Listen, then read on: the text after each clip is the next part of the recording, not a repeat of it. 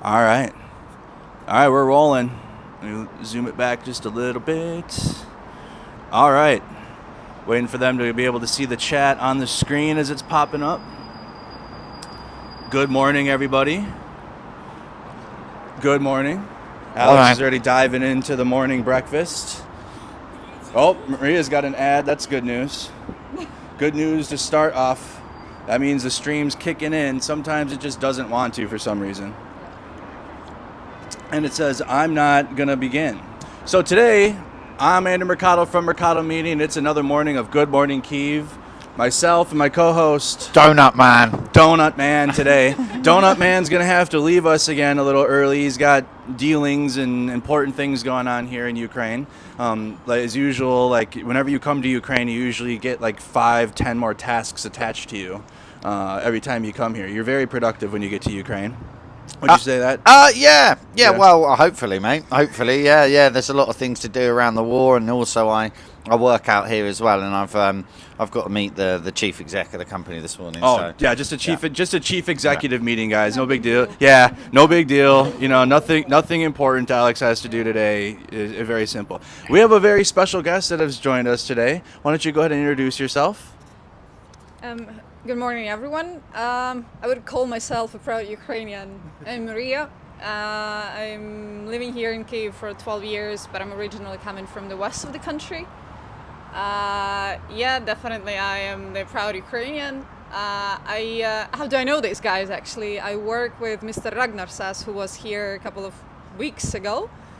I worked with him for 4 or 5 years, and when he started his fund, I decided to join a little bit at first and now a little bit more, so that's why I met these guys, and we actually went on 2 convoys together from Tallinn to Kyiv. So and this is, I would call Kyiv my home now, and I'm super proud and super happy to be here. There you go. Alex, you look like you had a question right away.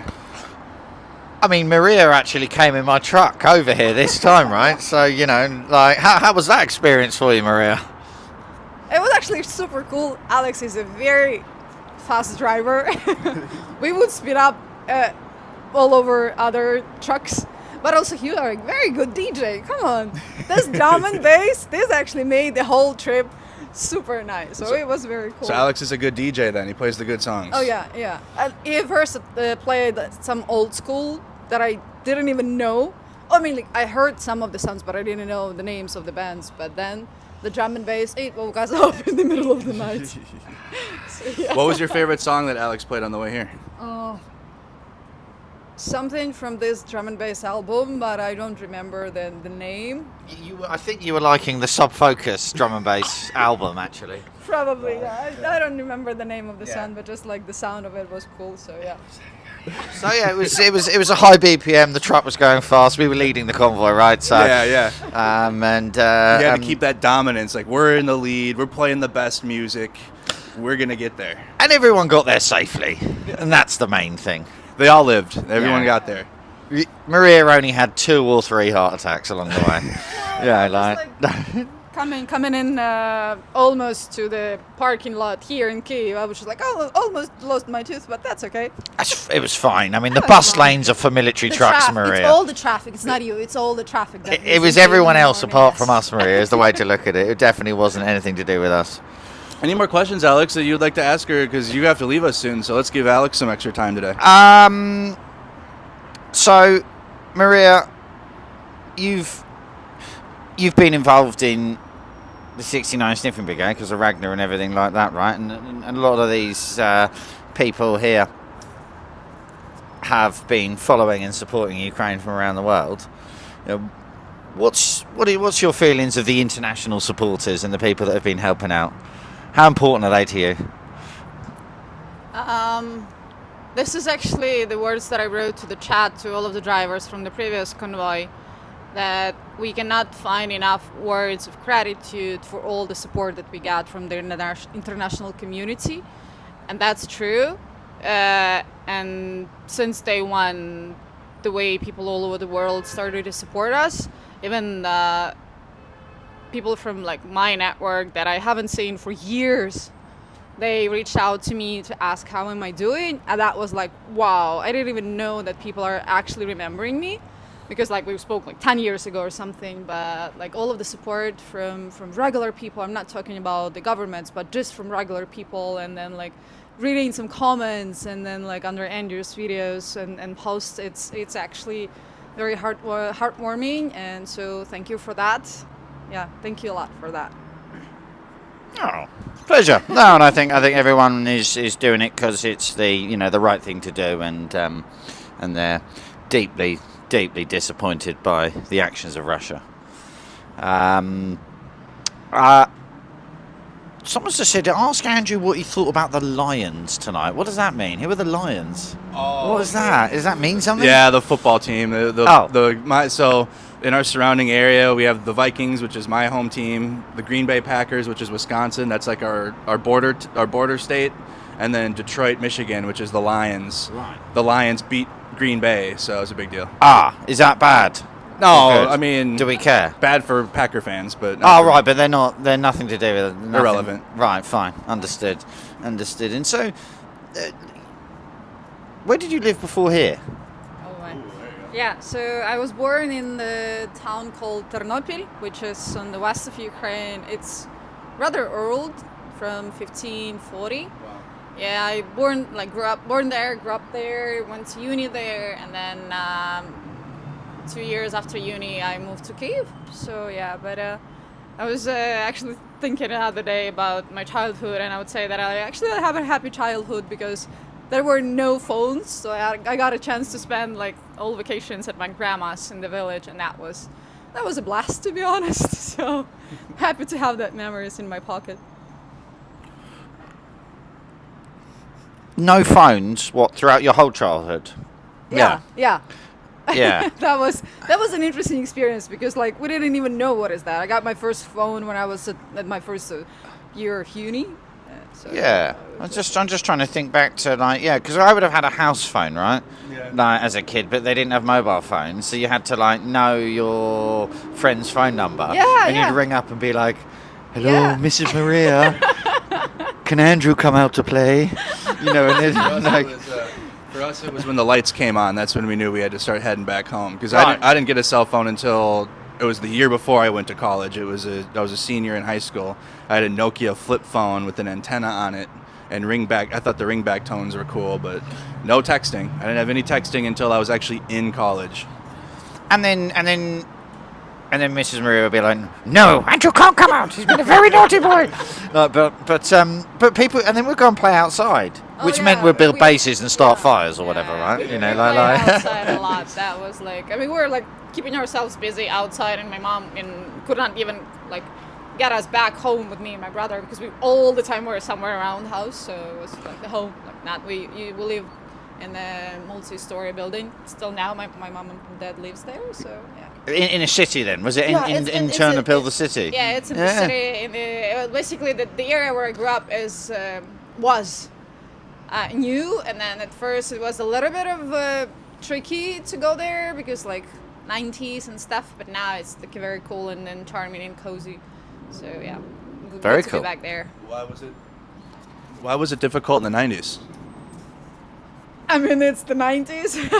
For anyone that might not know what that might have been like. So Ukraine just got independent, and there was, let's be honest, there was mafia, and then like not much in my city, right? But there were still some like danger and some I don't know, like there was no much of a justice, or like it was settling up. But again, it's just like when the country is new or like setting up still the rules, then many people are fear like they can do whatever they want. And again, if for example the district where I grew up, it was like newly built, meaning there were like still many buildings that are not like have inhabitants yet, so meaning some I don't know, drug addicts and stuff can go there and then like and spend time and whatever. So it was at some point a little bit dangerous in the evenings, like but I would not say that I would feel that it is danger. And like I grew up there, and it's like it's completely normal. But again,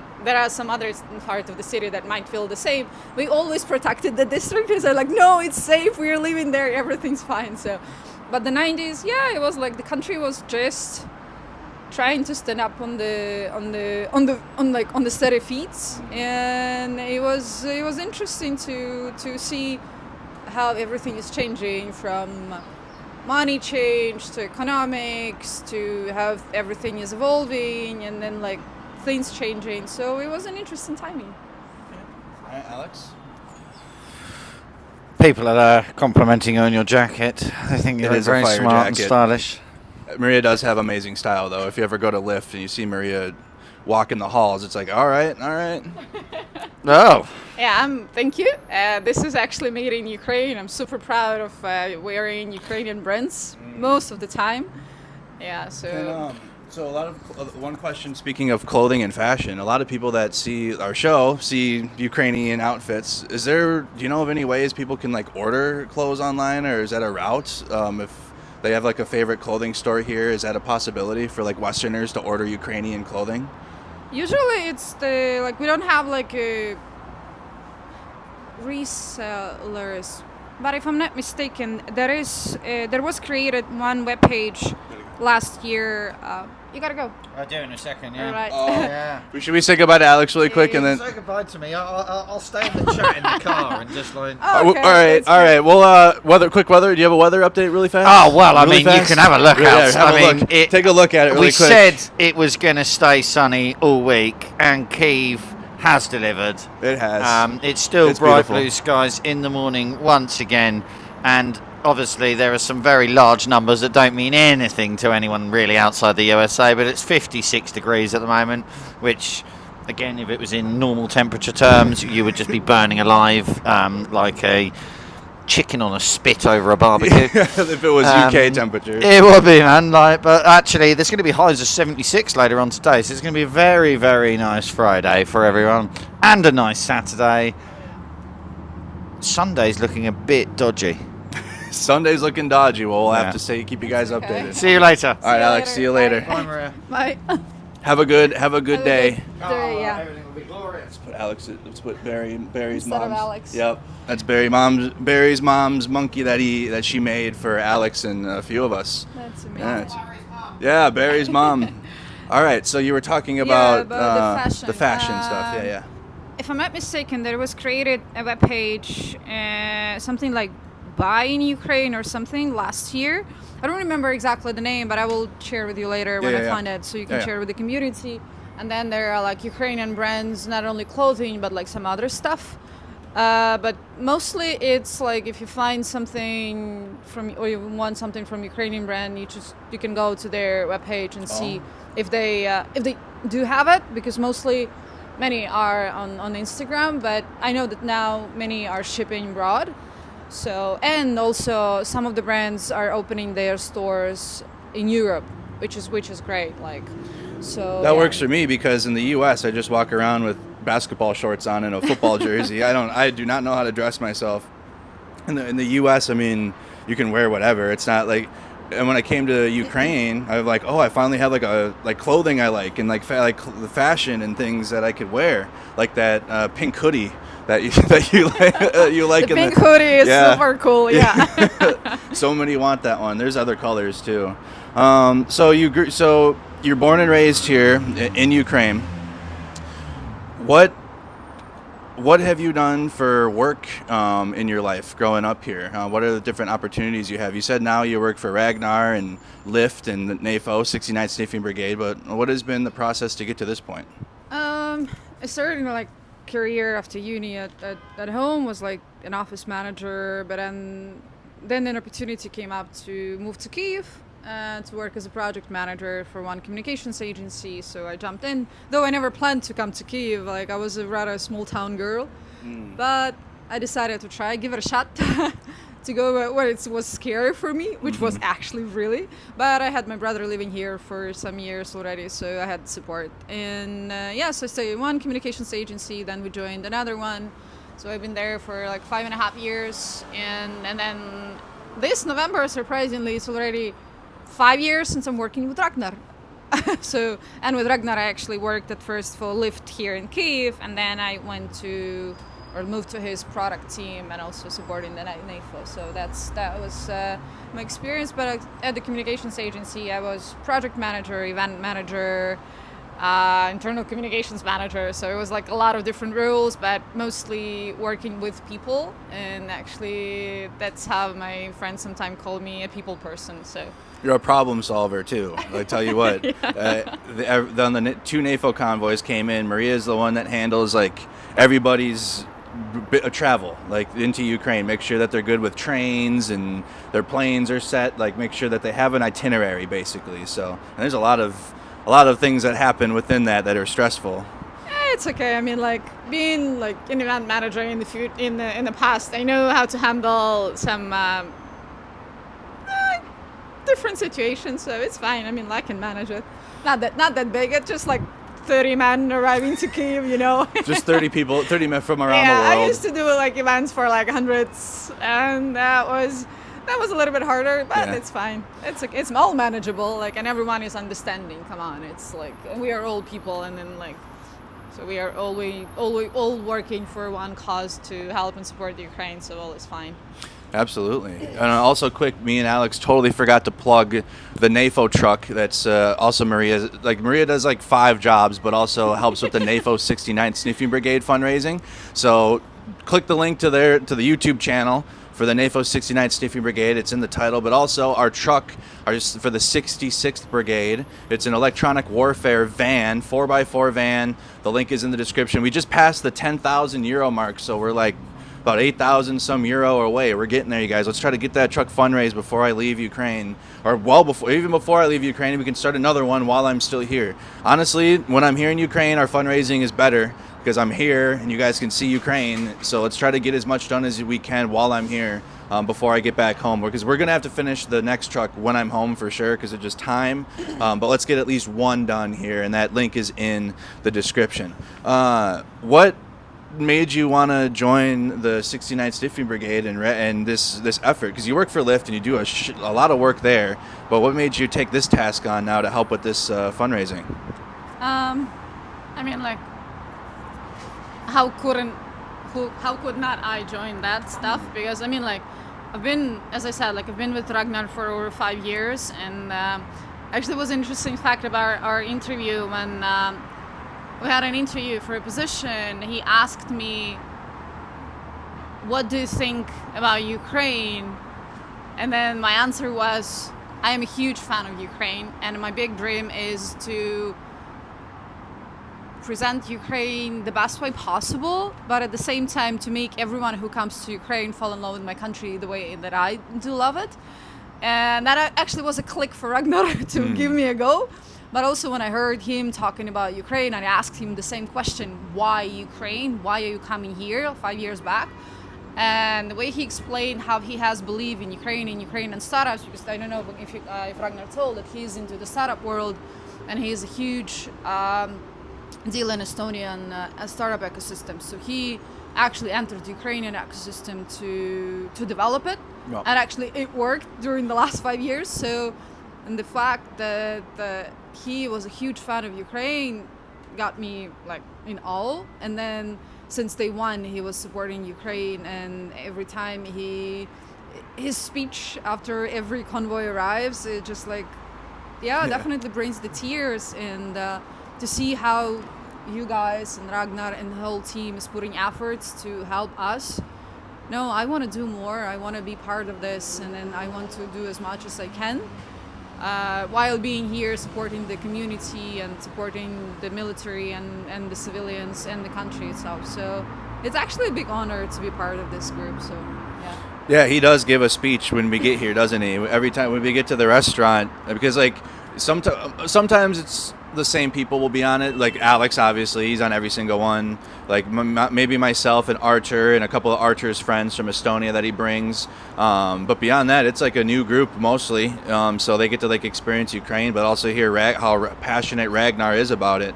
And it's like a locker room speech, like you got to win the championship game type that Ragnar knows how to do, and it's amazing. Like it was like, holy shit, like I got to do more now for Ukraine after this one. Yeah, so yeah, absolutely. And what are things that you like most about it?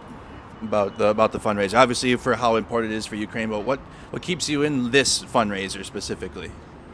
I mean, the people. Yeah. It's always probably the number one thing that keeps me in any team or community, because you have to have the common values to find the common ground with other people. If the values are wrong, I'm not going to stick there. So definitely it's the people and the cause. That's the main thing. What are some of the biggest challenges you've had going from living in a small town to now living in a large city? I mean, it's been a long time, and throughout the time, I have to say that Kyiv has changed a lot, because it has been through a lot. So I arrived to Kyiv in 2011, and I felt lonely here because, of course, obviously, a small town girl, have no friends, just got a new job, it's like need to adapt and so on and so forth. And Kyiv was still developing and going out of shelf of like being a Soviet city. Yep. And then with like half a year, and like I started to getting my friends and then having some hobbies, and then the Euromaidan hit, and that changed a lot. I was a participant of the Euromaidan, and my whole team, actually, my whole company, a communications agency, we were like every night on Maidan, we were supporting, we were doing fundraising, we were like, I don't know, me and my friends, we were making tea for the protesters, and then we were just like coming here for rallies and stuff. And since 2013, Kyiv has started to change in a good way. I don't know, it kind of felt more free to me, and then since more people started to like move abroad, because we got visa-free entrance to EU in 2016, if I'm not mistaken. Before that, we had to get the visa every time we wanted to go abroad. And I don't know, city just became different. The vibe, the hipsters, the shops, especially the coffee shops. Yeah. This is amazing. I don't know, like I think that our coffee culture is one of the best in the world. And we are actually super spoiled with the service culture, with breakfast places, with coffee places, with restaurants and stuff. So I'm like always, all the time, when I'm abroad, I'm just like, in Ukraine, it's so good. So yeah, so Kyiv has changed a lot, and I became a part of it. And then in 2021, I wrote a post that this is my 10th year anniversary in Kyiv. And I finally feel myself at home, but that even more at home I felt this year. I don't know, like I just don't want to leave Kyiv. It just like feels super amazing to me, and then like this year I'm like staying here, like embracing every minute of being here. So 2014 Euromaidan, was that your first experience at any type of like a protest or that type of a gathering? No? No, 2004, Orange Revolution. I was fresh at uni, and we went to the protests because when the revolution started, and it was like I think once or twice, because I was still like super young, and then like it wasn't like I didn't go there much, and besides I was in my hometown. So, but we were watching the revolution every single day on the TV, and then like. So I actually could vote. Yes, that was a thing, that I actually could vote on the second or third elections, if I'm not mistaken. So that was like, I was super proud that I can give my vote to. Yeah. And then Euromaidan was actually my first big protest thingy, when I participated pretty much super actively, me and my brother and my friends. So yeah. Sometimes we didn't even tell our mom that we are here because of the like fires and stuff, and then we're just like, okay, mom, we are safe. So that was the case. But that's experience for me.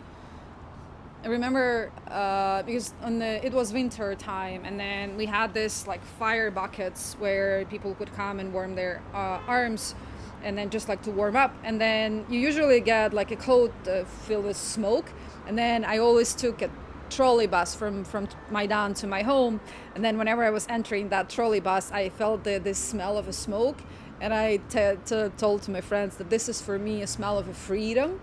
This is like and a metaphor that sticks with me. And then actually it was like super cool to be part of this. It was in the city center, but when you go outside, like to the further districts, it didn't felt like there is something happening, but you just had this smell on you, and you're just like, okay, this is amazing. So that was the feeling. Did you carry that feeling through the entire Euromaidan protests? Yeah. It was amazing, but at the same time very painful to see all of the tragic things happening, like when the first protest got killed, and then especially the hardest was the February, when basically I came to work early in the morning on the 20th, if I'm not mistaken, and then watch live, seeing protesters fall one after another. It was like probably one of the hardest days. And that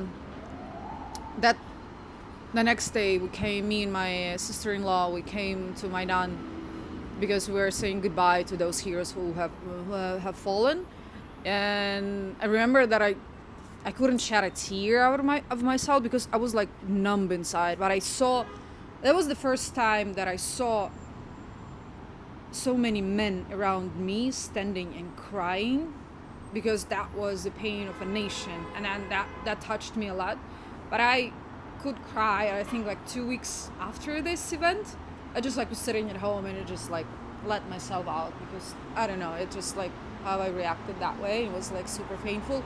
But then again, then Crimea, then the warhead, then the Donetsk airport, and then all of the hot spots on the east, and then we were like following, and then MH16 obviously, when we were at work, and then we have the open space at my communications agency, and then our manager, she's coming out and she's like, there was a terrorist attack, and we were just like all in the news, and we were like, everyone is in shock because of that. And then it's like, and then again, as we were in the communications agency, then our like top managers, they were all the time trying to do something in terms of like communications, especially we're talking with the communications journal, to communicate with the journalists abroad. So that was a shock. But again, and then slowly, like new elections, then new parliament, new president, things started to become more and more stable. And then I think 15 we started to get more and more tourists, and then 16 visa-free entrance, and then it I don't know, it started to feel like really, really good. So it was amazing to see that Ukraine is opening up to the world, and the world is starting to see us, and then feel that like we are here. We're actually cool and unique. So it's so cool to come here. So yeah. That visa-free entrance is real nice. Trust me. It's speaking on one that's using that right now, but it's unfair too. Like I talked to you about the other day, that Ukrainians can't travel like Americans can come here and experience Ukraine, and it's not like that for Ukrainians trying to travel abroad. They need visas, and it's just a lot harder of a process. I don't feel it's very fair. So a lot of times, we have an American audience, obviously, mostly, and when the powers of the government, use force on people, a lot of times in America, they will side with the powers of the government, and like they will say those protesters are in the wrong, whatever. They should just bow back, give in to the government's will, no matter how crazy that force is acting or how much of an arm. What was the thing that kept you going, despite seeing your brothers and sisters, Ukrainians out there being killed by the police, being beaten by the police? What was it that kept you going out there? It's the desire to change things, because we had the president who fled the country, and then he wasn't doing the right thing. He wanted to turn back to Russia, which wasn't a wish. Basically, the Euromaidan revolution was started by the youth. Youth were the ones who came to Maidan because they wanted a different future, and I was part of that youth, right? And we wanted different. We wanted to live in a free country. Many of these youth have been abroad. Like I've been to US a few times, and then many others as well. And we know that how it can be different, and we didn't want to be slaves of someone. And then after the youth, after the students, or basically that was the students who started it. And then when they got beaten on Maidan by the riot police, and at the end of November, the next day, like half of a town, half of the city came to the streets to support them, and that was a huge deal because people were standing there for a cause. We wanted to change. We wanted changes. We wanted to move to Europe. We wanted to be free, democratic country, and we didn't want to go to some Soviet ideology back again because this wasn't our direction. And it's interesting that pretty much throughout the whole Ukrainian history, we're like fighting for our path out of some cage. I put it this way. Yeah. So yeah. Yeah, that's a good way to, like, you're fighting out of the grips of some other empire that's trying to keep you as their own. That's a good way. We have a couple questions from viewers I see that were coming in that added me, and it was in all caps, so it got my attention. Can you ask her how is Ukraine's mental health services? Mental health services. Well, I know that there are many organizations now.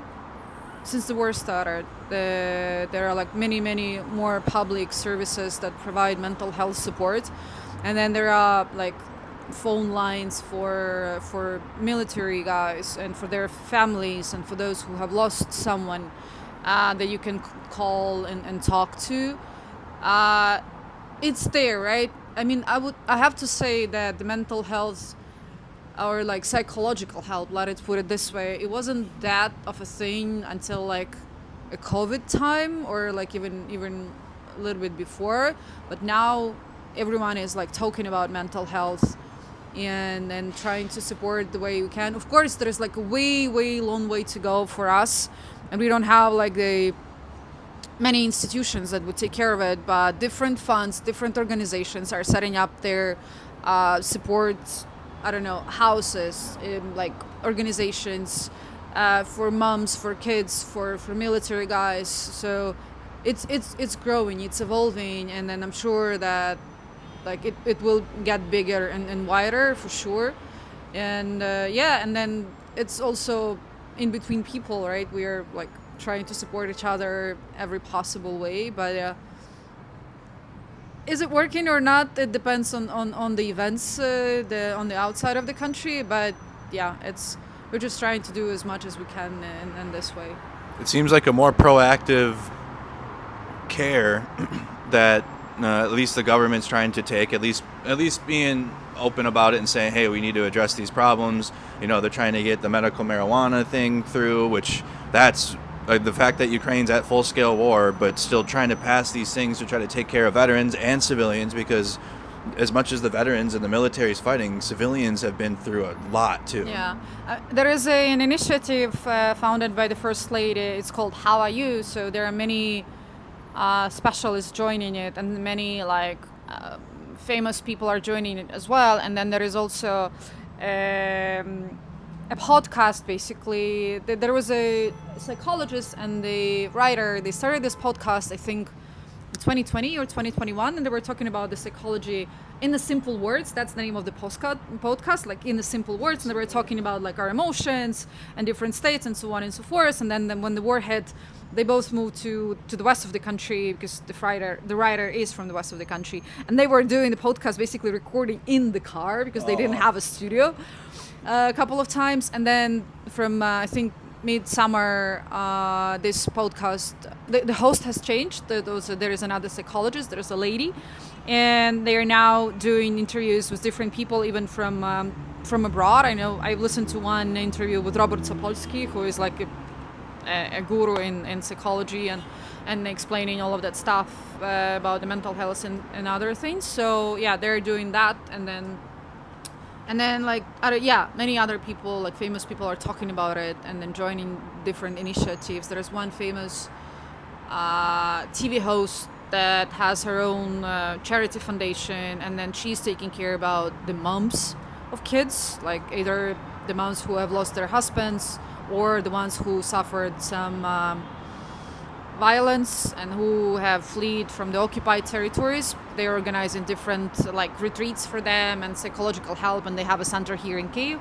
So There is going on, yeah, and definitely it's good to see that many things are being spoken publicly, because it wasn't the case a couple of years back.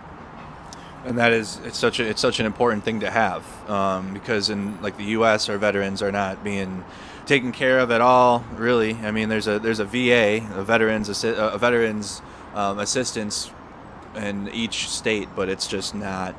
It's there's so many systemic problems within it, and unfortunately, I don't think it gets addressed too much. And when it wants to be, there's forces in our government that are like, that's too much money. It's insane, right? In America, we spend so much money on everything, but they want to cut veterans' health. I don't understand. Let's take a few viewer questions. I have some questions on my mind, but the way that the flow is going, I'd like to take some of your guys' questions for Mariya. Oops, wrong thing. Or myself. You guys can @ them in the chat, or if you want me to ask Mariya a question. This is a very interactive morning show. So, from Vladinator says, to you guys, thanking you both for your work for Ukraine. And then, we have a breakfast fund, so we have to go get breakfast. Awesome Ukrainian coffee culture. Yes, it is. The cafes here, you can usually get like a sorbet or like a ice cream with the coffee or tea. Desserts, the pastries. I mean, yeah, the coffee culture, we have like different names of coffee, different types of coffee, and we would like to call it like the third way of coffee shops, where just like you can have a filter, you can V69 if I'm not mistaken. I don't know all of the names, but like for example, when we already had like flat white very popular here in Ukraine, when I came to like Spain to visit my friend, and then she's like, what is a flat white? So we have like different types, and then the coffee culture is evolving so much, and we have like coffee roasteries, the local ones that are doing amazing coffee, and whenever I go somewhere abroad to visit my friends, I bring them the coffee beans, and then usually it's just like, wow, can you bring me more? So yeah, I'm a huge fan of Ukrainian coffee, as well as sweets and pastry. Yeah, we do have a lot of good stuff here, and healthy. That's what it is. Yeah, it is healthy. It is. I'm eating Listen, I'm eating how I want this time, like comfort food, and I'm still losing weight. Like if I ate like I was here, like having some of the pastries, and back home in the U.S., we have so much. Our sugars have so much extra additives that are not good. And I am literally losing weight, and I haven't changed my eating habits.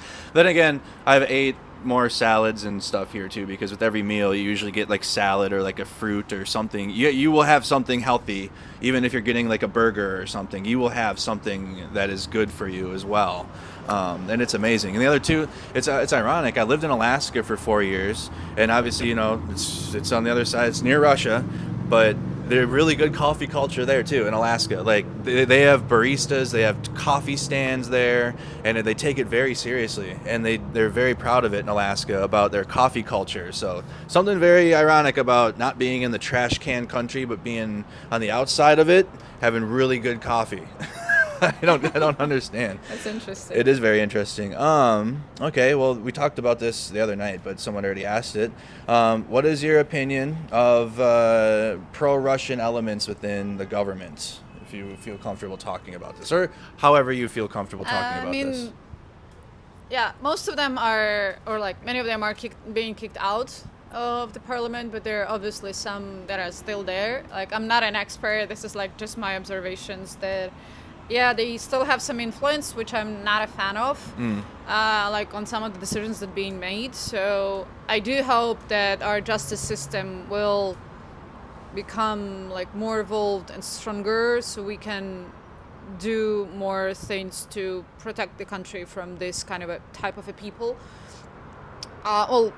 It's obviously not happening soon, very soon, right? We need some time for that. And but again, like, what I can say that the society is very active now. We have a lot of activists, we have a lot of volunteers, we have a lot of like freedom of speech among just regular people, and this is what makes us like stronger. Yeah, if we see something is wrong, we just like speak out about it, right? And then we either like try to get government's attention or something, and yeah, some people can be reachable pretty fast within like 5 handshakes or even 3. So I mean, obviously we're a huge country, and then we cannot control everyone and everywhere, and there are people, just even regular people, are still supporting Russians, and they are being caught by police and other security organizations all over the country. But again, like, it's a lot of work needed to be done, a part of winning the war, and we do understand this. Not everything is perfect, like nowhere, right? And we need to clean up our home for really some time. But again, like, we understand this, and that's a huge step already forward. So hopefully we can do that with some time and with some help, for sure. What does Ukraine need to achieve the victory and win the war?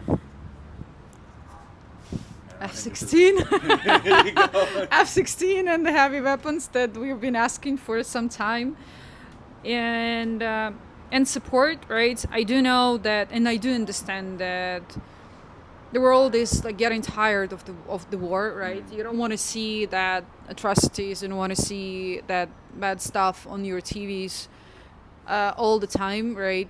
This is the reality that we live in, and every time something bad happens, we're just like, okay, we have to deal with it. And probably the hardest thing would be to understand one day that we are here on our own with the war, but I hope it never happens. So definitely the support, definitely the heavy weapons that are still under the discussions. If I'm not mistaken, there are a couple of famous, like not famous, but important ministries of defense, I think from France and UK are here. And then Jens Stoltenberg is here as well, or he's coming. Mm-hmm. So there are going to be serious talks happening about the weapon and the support of Ukraine during the next few days. So let's see what are the news there. But definitely thank you for the support. And then, like, please keep supporting us. Even like sending a good vibe, that is also a good thing. We're gonna be going on more of a walks this time too, and because like a lot of the stuff that I showed you guys in July, Mariya showed me. We went with Starsky. It's like I had Starsky and Mariya as my two like tour guides, and it was like so much history and so much to learn. I feel like I can actually digest it this time. Like everywhere we walk, oh, this is like 400 years old, and this is how important it is. And it's like, dang, I don't even know that about one single street in my home city. I couldn't tell you the history about St. Paul even if I needed to, but Ukrainians, they know so much about their history. What is your favorite place to just go and hang out and relax in Kyiv? We're lucky to have a river in Kyiv, so definitely parks next to the river are my favorite. I'm lucky to leave 20-minute walk from the river up north of the city, so I can go there anytime I want. But also here in the city center, there is like one specific spot where you can see the downtown of Kyiv, Podil, and the river, and especially it's beautiful at night. And then there is a street musician playing there, and it's like that's my favorite spot to go there pretty much every Friday. So yeah, it's wonderful. Like I as I say, I love to put that stuff. Ooh. Yeah, we got a police trying to get through. Listen, no, it's an ambulance. Oh, an ambulance. It's an ambulance. Yeah. So it's a bad time to be driving on Krashatik right now, isn't it? Oh yeah, unfortunately. We're at like we mentioned yesterday. This is the time of day where it's like, if you're trying to take a taxi or get somewhere in Krashatik, you're not going to get there. Morning? Nope, not a good idea. I was trying to catch a taxi today. Nope, had to use subway, but it's okay. I got it fast, so it's fine. I'm starting to learn how subway systems work, and I actually took a video of that escalator off of the Maidan exit. That is so scary. There is still one station that I need to show you, that I send you a picture. It's like one of the most beautiful subway stations in Europe. It's called the Golden Gate. So we definitely, and it's one of the deepest. We actually have one of the deepest subway stations in the world. Yeah. Here it's called Arsenalna. So it's like 156 meters or something down, down the earth. So that one is also should be on your list. Yeah. So what we were saying is it froze for a second, but what we were talking about is subway stations, and Mariya is going to take me to this subway that is super cool, and I've already seen one where you go up and it's probably a football field or longer to get to the top. It was like a 10-minute ride to get, and it's like steep too. Oh, and no one was behind me either, so it's like, man, if I just like slipped and fell, I'm tumbling backwards. It was a scary escalator. What's your favorite food here? What's your favorite food? My favorite food here, well, apart from what I cook at home, it's some of the Ukrainian food that comes actually from some comes from the west. It's called banosh, which is the porridge from corn made with sour cream, and usually the traditional recipe is that you have to put on top very salty cheese and maybe some mushrooms or some meats, and then definitely borscht. Definitely Borscht, and then I'm a fan of cottage cheese pancakes, which is my favorite dish to do as well. So yeah, I mean, this is just a few. I mean, like anything. Like right now, autumn is here, and then the veggie and the fruit season. It's just like it's booming, and then it's my favorite thing to do is just to go to the local markets and just buy fruits and veggies just from like some local producers, or not even producers, sometimes just like private homeowners that are having it, and they're having a lot, and they're just selling it, and then just when you just pick up this tomato, so fresh, and you're just like, it's fresh, but at the same time it just smells like tomato, and then it's like, okay, I want to buy that. So that's cool. And you can actually you can find that stuff below too, going down, because they have like little, what we would call like a strip mall type of thing, but they have it underneath the city to be able, when you have to cross the street, you have to go underneath. And I'm going to do a video of this too, so I can show you guys what this is like. And I actually got it wrong, because I said there's a big mall around the whole city last time. You're like, no, it's just in one area. It looks similar, right? Because in Maidan there's a mall, the Globus Mall, right? Yeah. And it's the same premise where you got to get underneath the road, but it's a whole mall over there. But over here, underneath the city, though, there's like little strip malls basically, and they have shops underneath, like multiple shops. In the middle there's somebody selling like phone cases or like jewelry. It's literally like a little strip. There's like smoke shops down there, electronic stores, salons, grocery stores down underneath the city. So, but you can also find fresh fruit, flowers. I love going over there because there's a big flower section, and they just look so beautiful and it's fresh. But yeah, buying fresh bananas and grapes. We have kiwi, Alex bought. We got that underground. So yeah, now it's the grapes, plums, and apple and pear season. So definitely to dive into that. Yes, absolutely. What is your favorite season, your time of year in Ukraine? It's autumn, obviously. Yeah, it's the autumn, and I don't know. This September has been like super amazing for us. Like not even lower than 20 degrees during the daytime. Nights are chiller, but still, it's autumn with all of the leaves and the freshness and the fog in the morning, and the sun that is scraping through the fog. That's like super cool to see.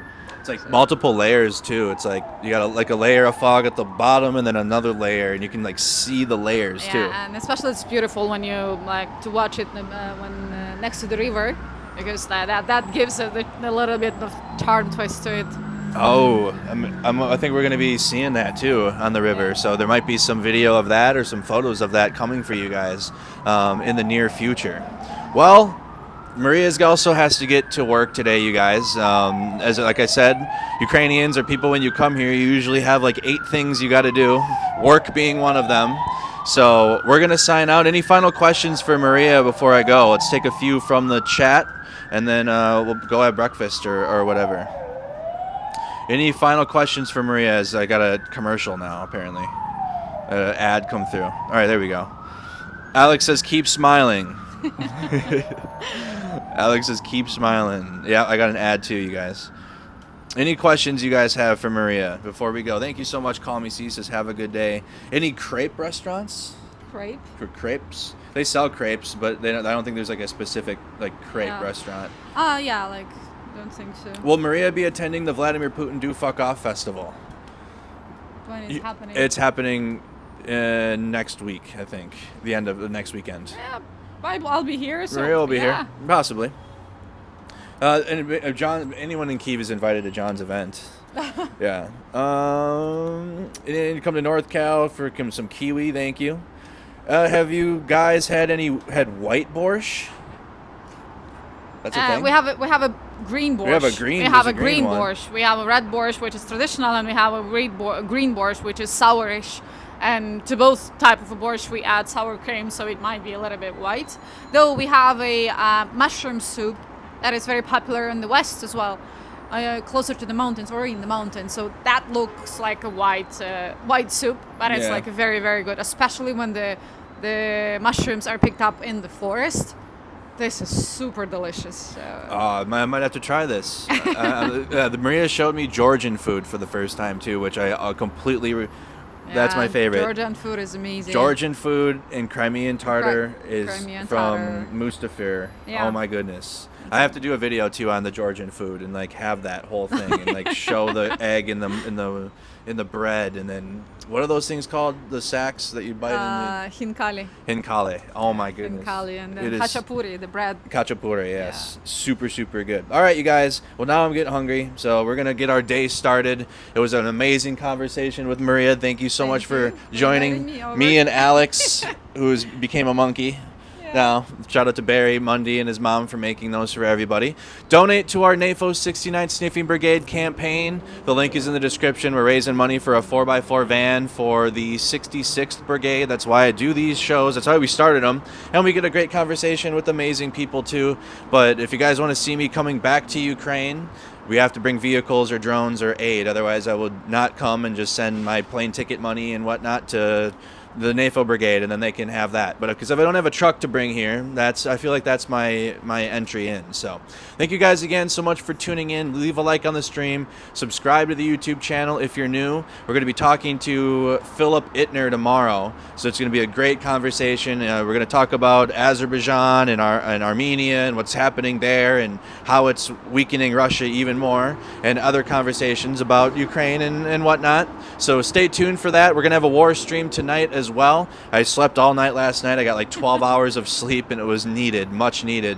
But we'll have a war stream tonight and update you guys on all of the latest. Thank you guys so much for tuning in, and I'll see you on the next one. Slava Ukraine. Thank you guys. Heroyam Slava.